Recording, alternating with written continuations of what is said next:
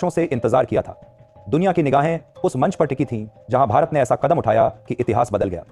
New York के संयुक्त राष्ट्र महासभा के हॉल में जब भारत का नाम उच्चारित हुआ, तालियों की गड़गड़ाहट से पूरा हॉल गूंज उठा। 193 में से 146 देशों ने भारत के पक्ष में अपना मत दिया।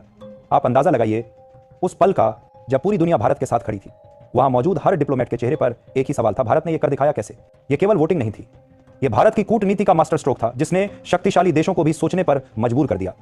वह देश जिसे कभी तीसरी दुनिया का हिस्सा माना जाता था, आज वही भारत ग्लोबल पावर की कुर्सी पर बैठने के कगार पर था।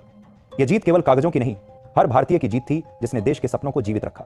सोचिए, 1945 में जब संयुक्त राष्ट्र की नींव रखी गई थी, तब हम गुलामी की जंजीरों में बंधे थे।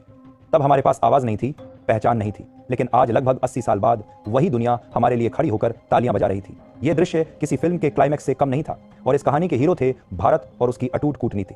भारत ने यूएनएससी की स्थायी सदस्यता और वीटो पावर का जो प्रस्ताव रखा, वह भारी बहुमत से पास हो गया। और मजे की बात यह है कि जो देश कभी भारत के खिलाफ थे, वही अब समर्थन में खड़े दिखाई दिए।